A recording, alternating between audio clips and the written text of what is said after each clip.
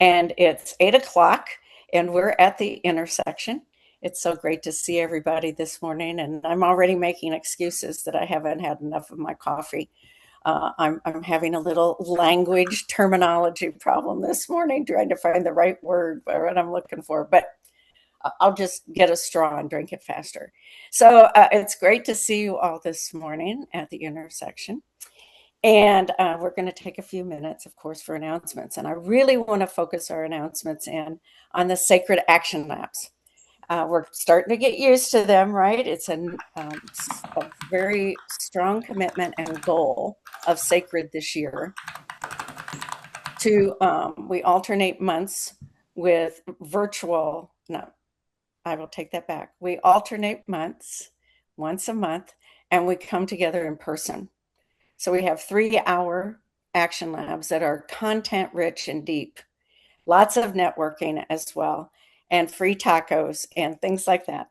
Every other month, then we have a shorter session called a round table, like a lab table, 90 minutes, where we go a little bit more into skills, but we have people come as teams, as individuals, and we actually work on action plans. Our focus is action. Our focus is action, bringing a community together, creating plans, and coming together in action.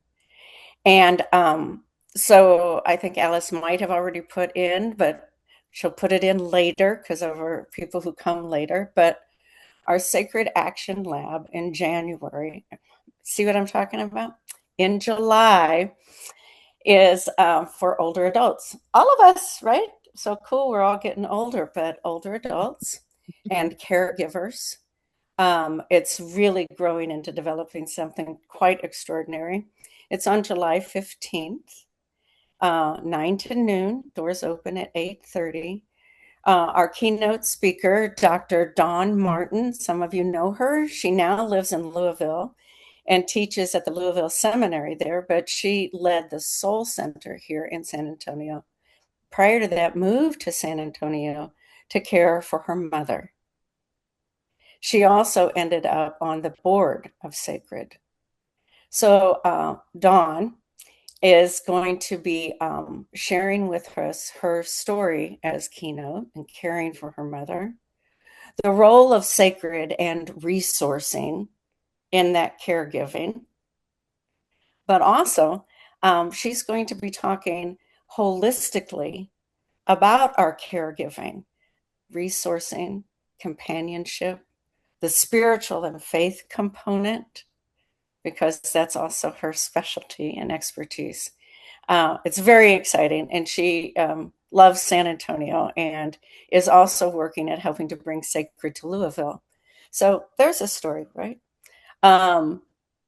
At the San Antonio Area Foundation, they have a program called Salsa, and I wish I could get the SA parts, but senior adults is one end, and the other end is San Antonio, but learning is the L in the middle. And but it's a collaborative that works on aging and resourcing.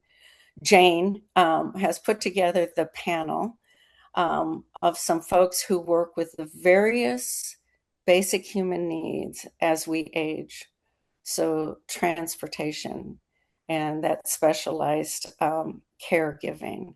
Also those very basic needs of food, shelter, that transportation, all those things that we need. So, and Jane will be moderating that for us. And Jane has been working with collaborative work now for over a decade. So, and I just love her British accent. So I always just love to be with Jane. So mark that on your calendars. Alice is going to post that registration again, so you have it. Please register. I want to start to transition a little bit into our time together. We've also in this work with the action. These Thursday mornings are every weekly time together in that action gathering, pulling together, gathering together. so we've started to really run series. Those just have grown all on their kind of own. And we recently, before this one, we did one on mental health. And I want to show you what one of our larger collaboratives that we're involved with has done. So I took, can you see this on the screen? Yes, looks good. Great. Thank you. So one of the larger collaboratives that we work with is called Pro-Social World. And they're a global organization that works out of the research on human collaboration. And they're one of our partners, and we work together. I talked to them and sent them the 8 recordings of our mental health series at the intersection. And from those recordings, based on the deepest human research of collaboration, they were able to do this community one-page analysis of our mental health needs. So something like this could also be done with all the collaborative work that we're doing. They've formed this, they've created this platform with AI, but analyzes what happens. I hope I'm saying this all clearly enough, but we had 8 briefings, which was about 30 organizations, and in our work together at the intersection, and we've been at this over 5 years. I can send this out to everybody. There's description about these Thursday mornings, but this is all on mental health. What that did, as I ran that through, the reveal was that San Antonio's greatest asset is its people and their commitment to working together, collaboration. And then that's described. But these are the things that went deeper into mental health from those collaboratives. That we have silos between ourselves, so we have this important critical bed shortfall. We have a funding cliff. The stigma continues. It's gotten better, but it silences us with mental health and the work there. And that housing is a missing foundation, one of those human basics, where their platform strategized and saw momentum.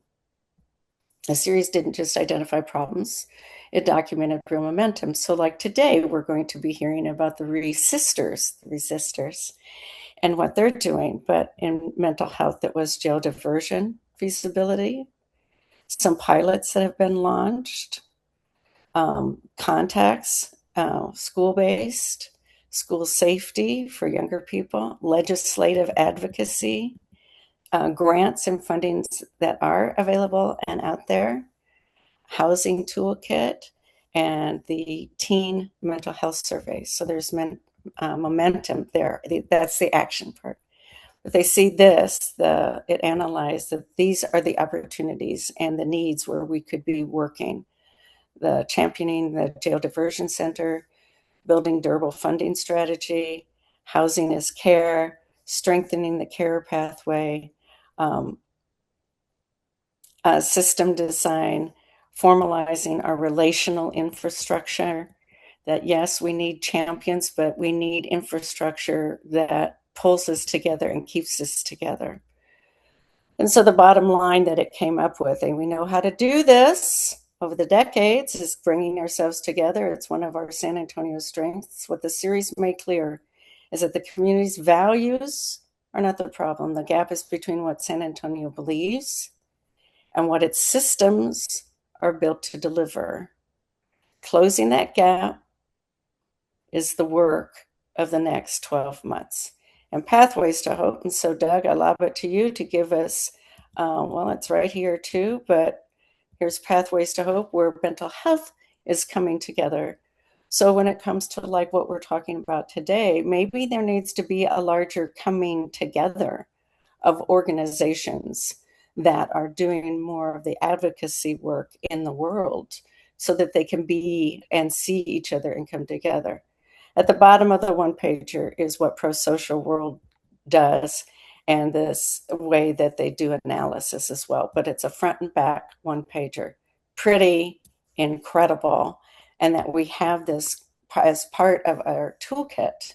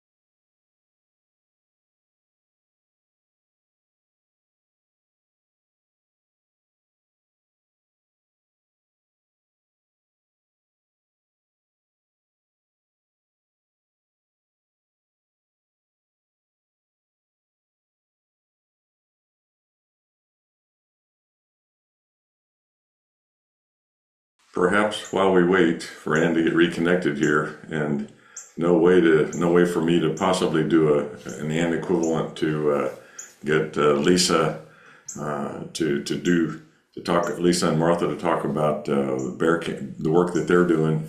Lisa, maybe I could go ahead and hand it over to you and let you talk about what the work you're doing. You're on mute, by the way. Thank you very much. And thank you, Martha, for introducing me to this group and for providing the opportunity for us to share with you a little bit about what we're doing. Um, I am an older mom of kids who just graduated from high school, and my background is a career Air Force employee. And so I've taken my oath to the Constitution a number of times, and I take it very seriously. And I've never been politically active or anything. And aside from volunteering at my kids' schools, I haven't really been involved in too many community things.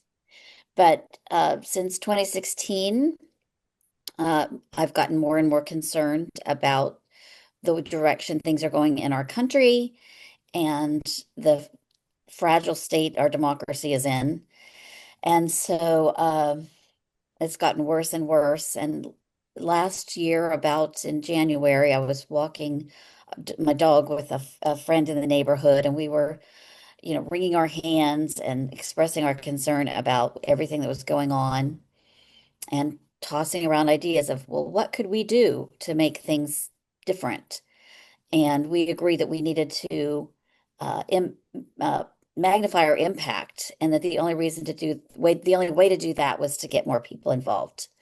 So we came up with an idea where we put our heads together, and we were quickly joined by one other person. So this was myself and Michelle Mariquin and Kristen Jackson.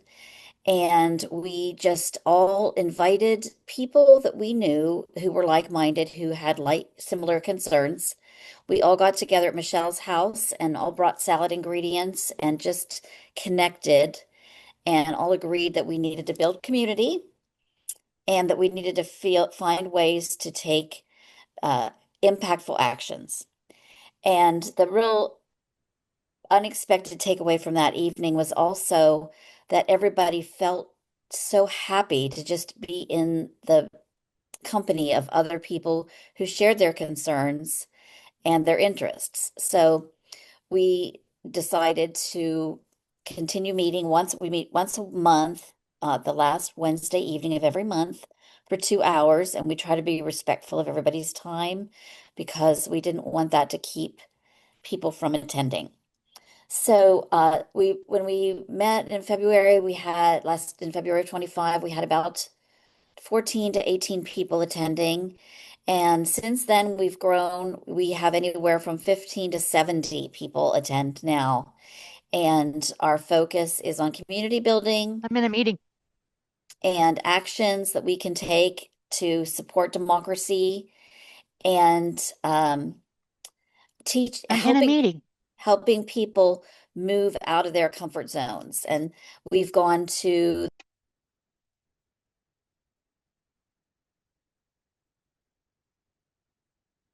Lisa, you're accidentally mute. There you go.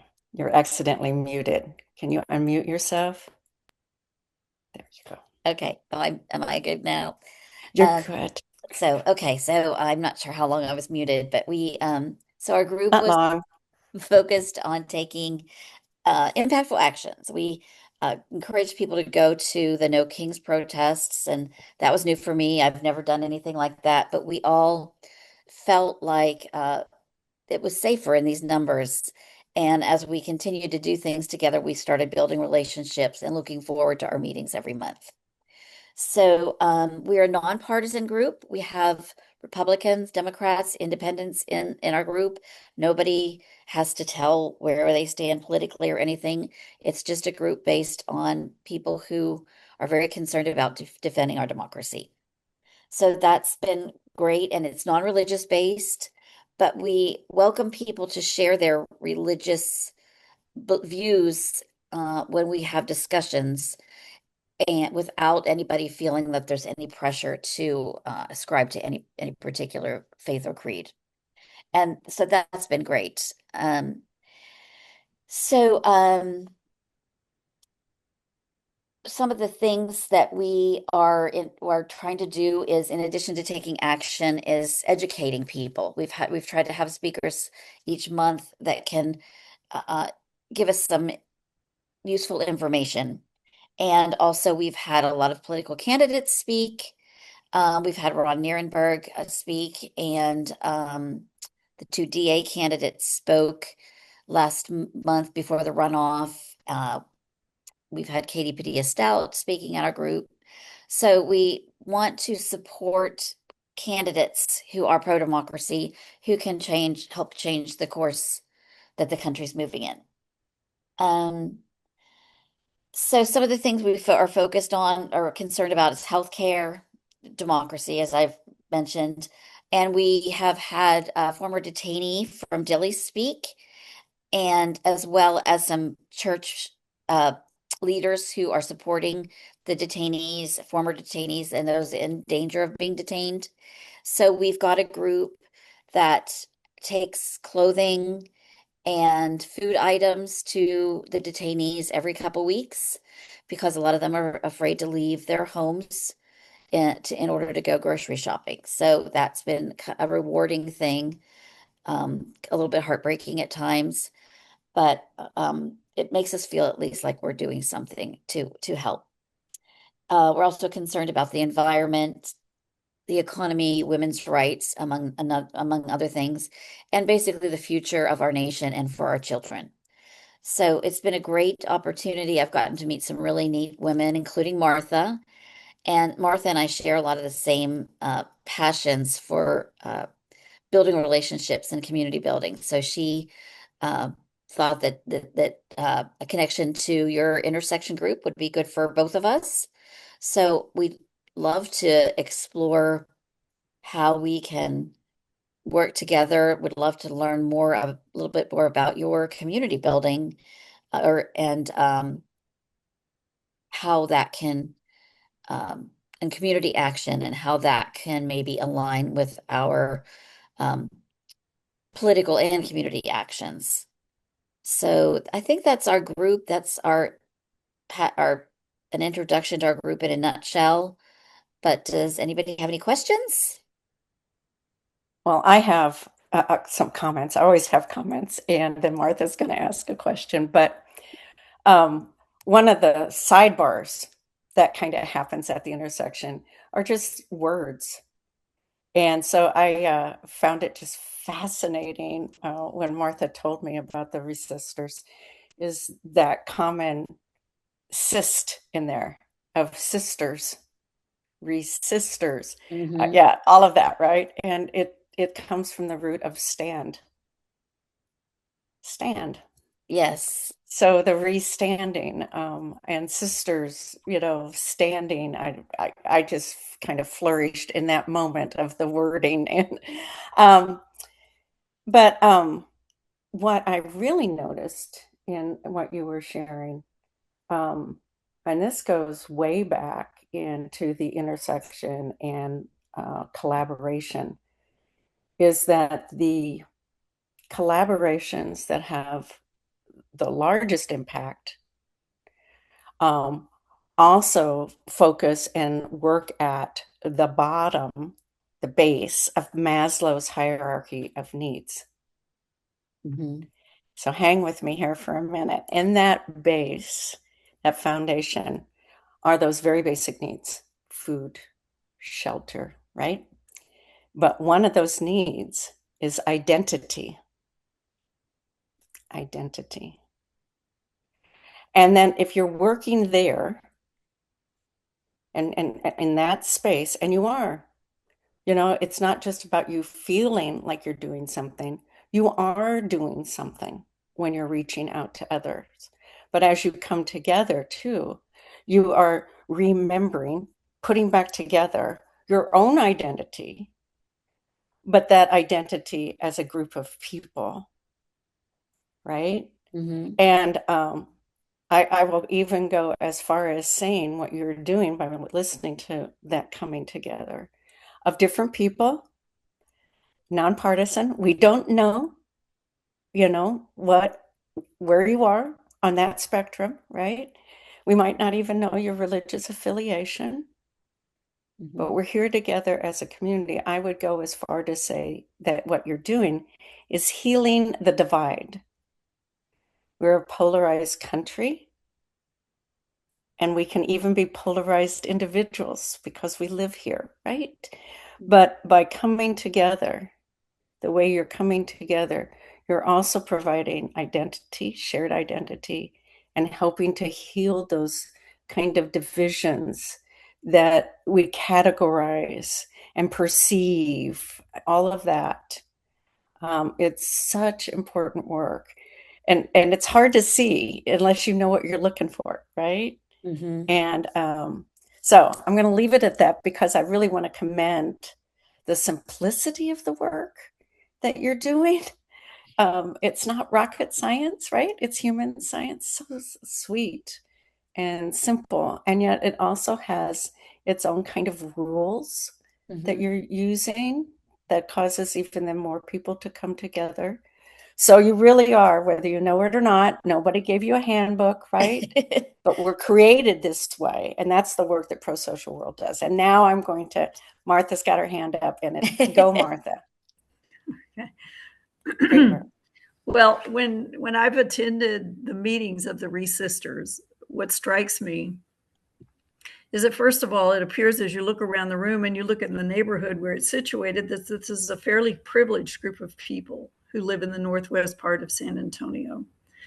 Um, and the other thing that has struck me when I listen to the conversation is, first of all, people are very thoughtful and very interested and very respectful. Uh, but I also hear this theme where someone says, "I have never done anything like this before," when they're talking about, taking some kind of activist position, or even the mutual aid things that you're doing. So you've introduced a particular demographic to something that they've never done before, which I think in itself is quite an accomplishment.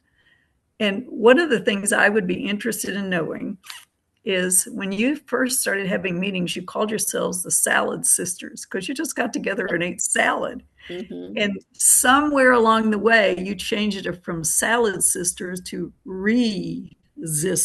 Hmm. And I would like to know what that conversation was like and how you got there. Yes. Well, um, I had mentioned I had a career with the Air Force and I was an intelligence analyst. So with all of the things I've been seeing on the news, I was from the get-go very hesitant to give ourselves a name that tipped our hand to what we were doing in case things got dangerous, which I would have never thought we would have to even consider in the United States.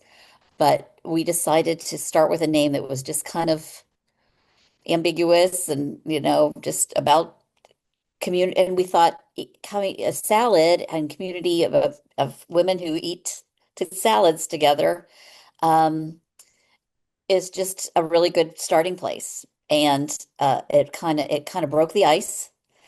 But we realized that as time went on, that we felt like what we were doing was important enough to take a risk. And so we decided to try to choose a name that showed the community, but also showed what we were all about. So we settled on Resistors.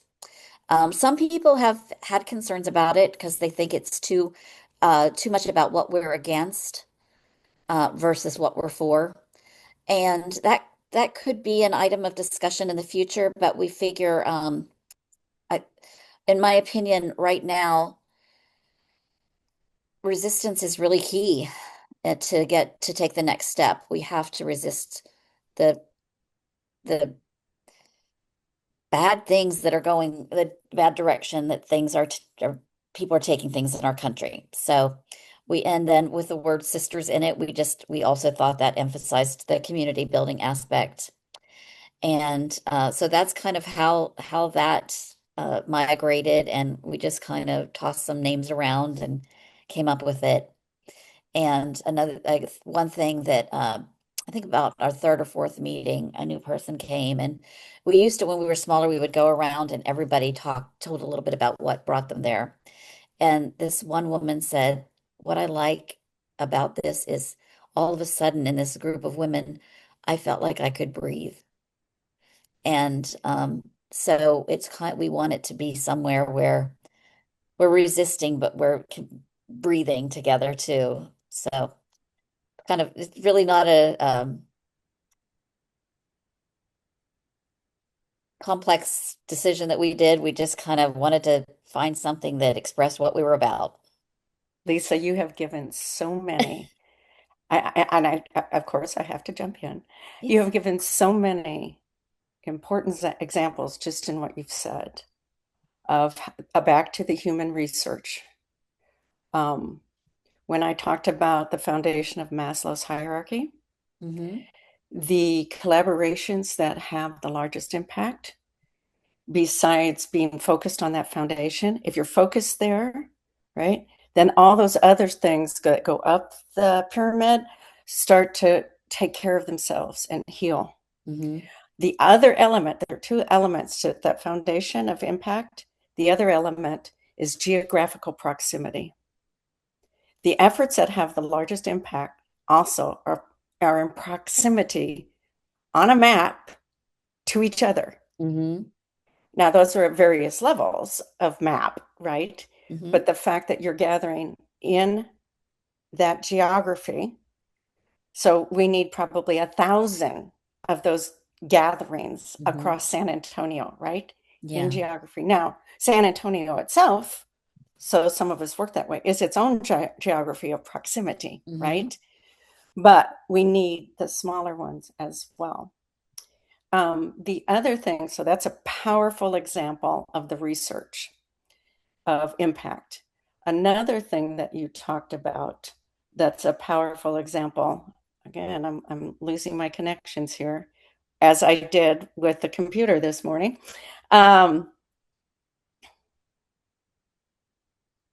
This one's important. Here it is. What you're for as opposed to what you're against.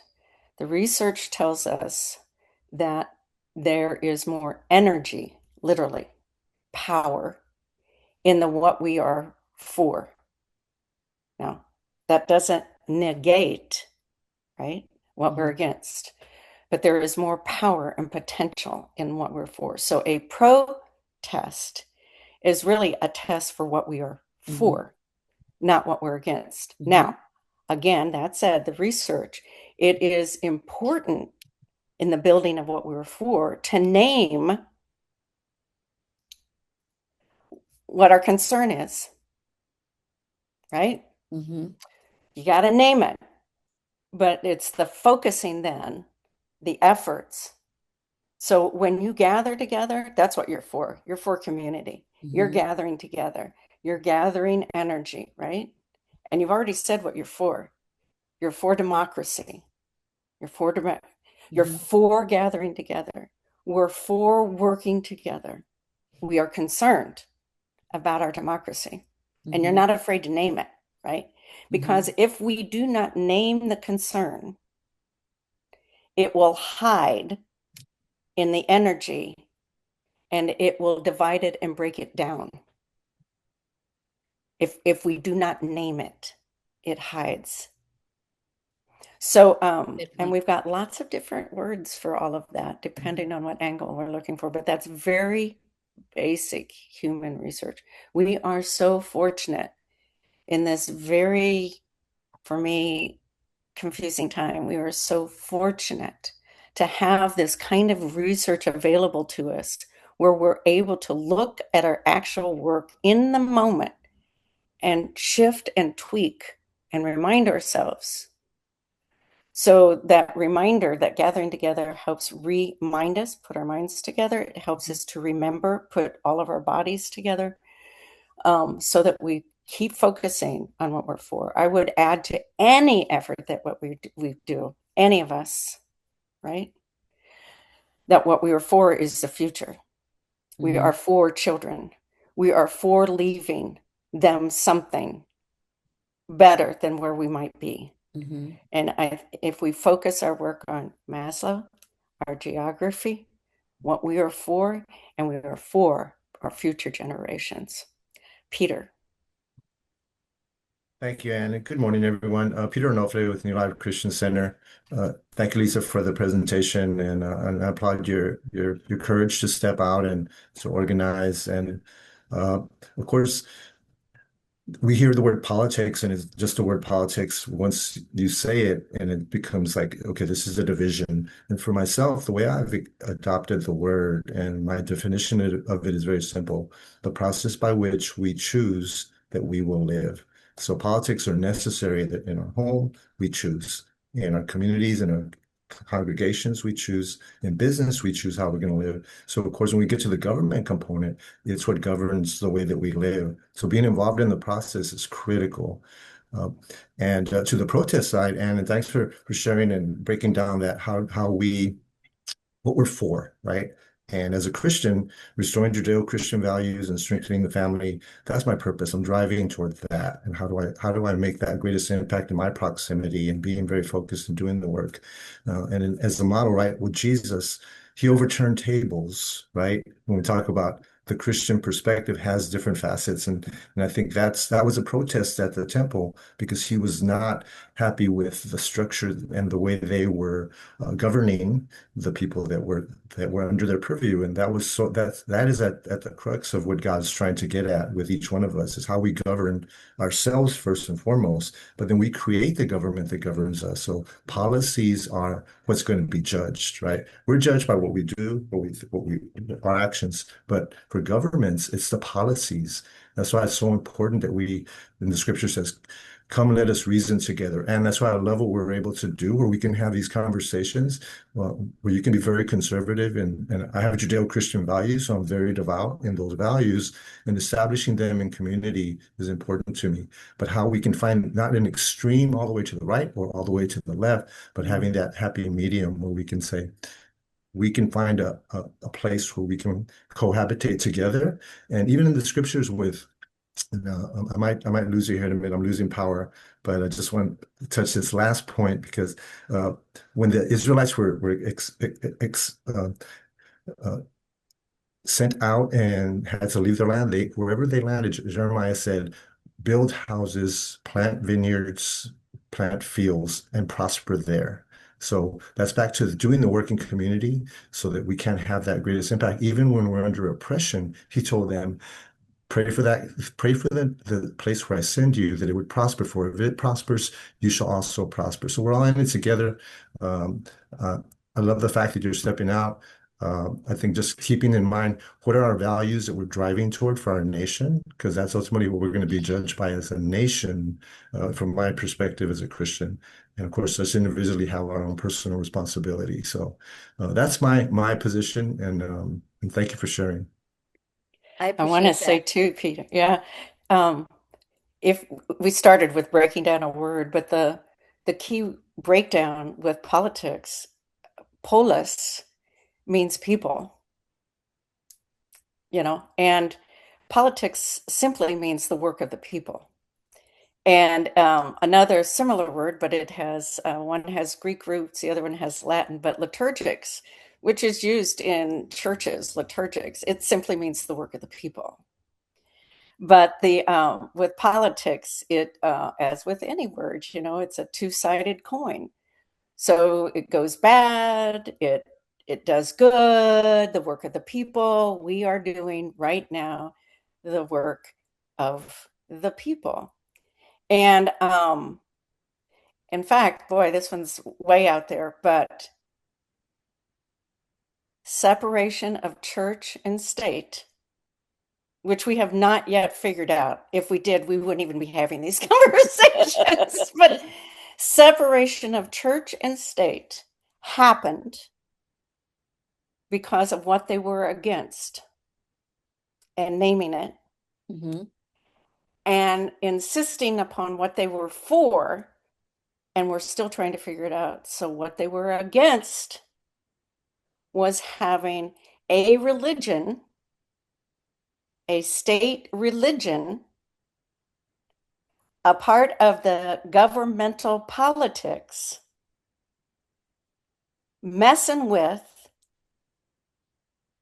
people's own religion, faith expression, and spirituality. The separation of church and state is to keep the state out of the work of the religion. That's how it was formed. And that's what we're trying to live. So that in a democracy, the faith, spirituality, the religion of the people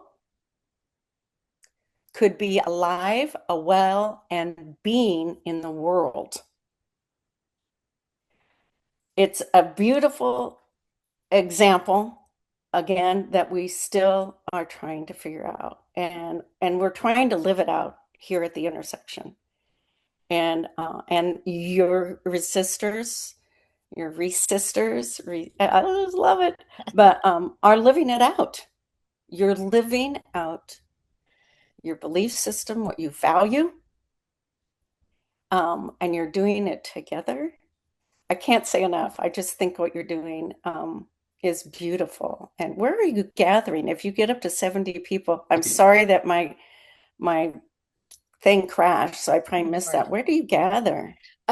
We either, when we have smaller groups, we gather in one of our homes, and when we have larger groups, we've gathered in one of our clubhouses in our communities.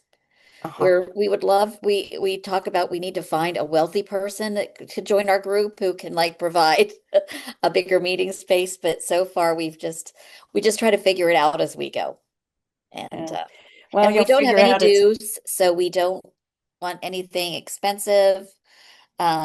We there's no financial commitment, and it's just join in and help us do the work, bring like-minded people. And so yeah, in the future, we're hoping that we grow enough that we do need bigger places, but we've talked about needing to split out and start meeting in separate groups. We have an Alamo Heights group that's talking about forming because they have a hard time getting across. We're out in Leon Springs, and it's hard for them to get to where we are at rush hour. So it's just logistically a challenge. So we're maybe just one kind of of, the things that we'll want to do at the Action Lab, because I really think pulling together a gathering of these kind of organizations to be with each other, and I know there have been some, mhm, like getting together around some other things that are happening in San Antonio about voters' rights and mhm, things like that. But just bringing the organizations together and sharing what you do and meeting each other and getting to know each other. So we're working in on our on Sacred's 2027 kind of, like what are we going to be looking at? But maybe we could look at a series on the action labs and the intersections on that kind of coming together. sure. And that way get people, what I would invite all of you to do is to come to the next action lab on July 15th. Again, it's about um, older adults, but to see how that coming together can work on a regular basis and learning about each other. So it's like the intersection that's kind of a half hour, right? And it's what you do. You have smaller house gatherings and you have larger gatherings, right? But it's Hmm. the same model and Hmm. it's the same human process. And that's why pro-social world is called that, because at the bottom of the research is that humans are social beings. And when we come together, we are built to work together. Hmm. And the research shows that we are also built to work our way through the complications together. Um, that's the rub, right? Hmm. But that's why the resistors come together. That's why at the intersection comes together. The sacred action labs come together. I'm telling you, I haven't been able to watch the chat, but I watch it enough to know that people are coming together all over the place in the chat. And that's the other thing I bet you find out when you come together and people are breathing. Hmm. You got to note those things, because when people are saying that, you are on it. Hmm. The work is doing what humans do best. I'm finally breathing.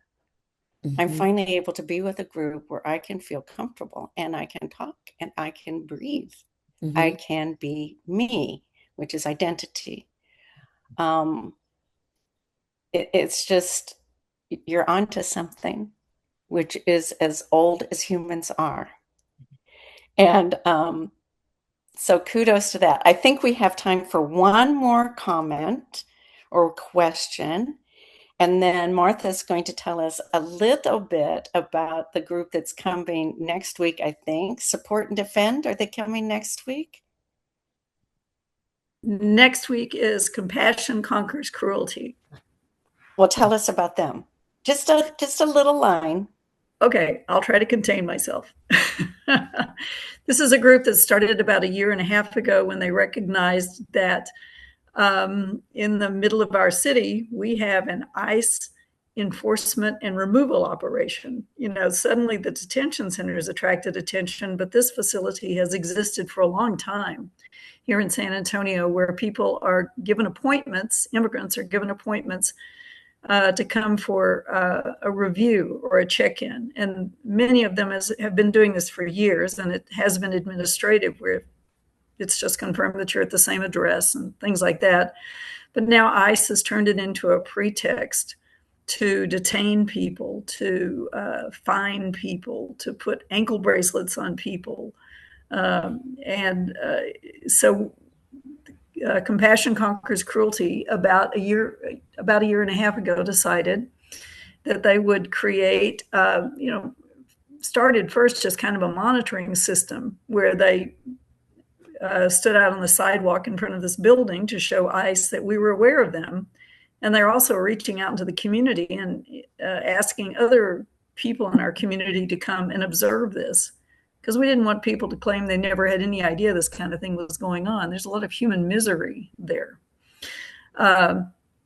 Subsequently, it's grown into an operation where originally there was a small group of people there one day a week. Now there's someone there Monday through Friday from 7:30 or so in the morning till about noon, being this presence. But now what it's grown into is aid and comfort for the immigrants who come there. And See, there again, we're back to the bottom of Maslow, right? Yes, and they're greeted in Spanish usually, because that's what we have, many bilingual speakers, mostly Spanish. And they're greeted in Spanish or English and shown respect as a contrast to what they're going to experience when they go inside that ICE office. And then the facility sees, we estimate, about 50 to 100 people a day in all kinds of weather and all kinds of conditions. So that's where the aid and comfort part has expanded significantly. So I remember incorrectly that weren't there some young people involved at the beginning of this? Yes, they were sort of the founders of this. There were some young folks who were showing up on one morning, just essentially to make ICE aware that they were aware of them, and to help here and there where they can. And then after I met them, I started recruiting the people that I know, who are largely social workers and teachers. And so sometimes we call ourselves the Granny Brigade, by comparison to these young 20-somethings who are there on another day. See, now there's another, talk about healing the divide, right? So the young people, coming together, and then it's just a beautiful thing. So we can't wait to no more, Martha. That's it. Okay. You've already don't be a spoiler alert. So it's 8:45. Thank you so much for being with us this morning. Do not forget that these recordings are available for all of our use and to share with others, even using portions of them. And we will see you next week at the intersection, where we hear about compassion conquers cruelty. Obviously, they're against cruelty, but what they're for is compassion and caring for each other and being there and aware of where the pain and suffering is happening, and then how can they help and serve. So next week, compassion conquers cruelty. I can't wait. What a great way to start the morning. And I'll make sure and I have coffee before I start. Thank you all. Thank you, Lisa. Sign up for July 15th. Sign up for Pathways. A Wednesday. Is that July 15th that we're talking? Yes. Was that? Well, yes. July 15th. Okay, is it a says Wednesday. sign up where? We're going to let Alice put it back into chat one more time for Darcy to sign up for July 15th. And Doug's going to make sure it's in the chat right now for Pathways to Hope. So we'll leave it open for just a couple minutes. And it will be in the notes that get written up as well after this. Right. And those are sent out too. And they're available online. Yes, July 15th is a Wednesday.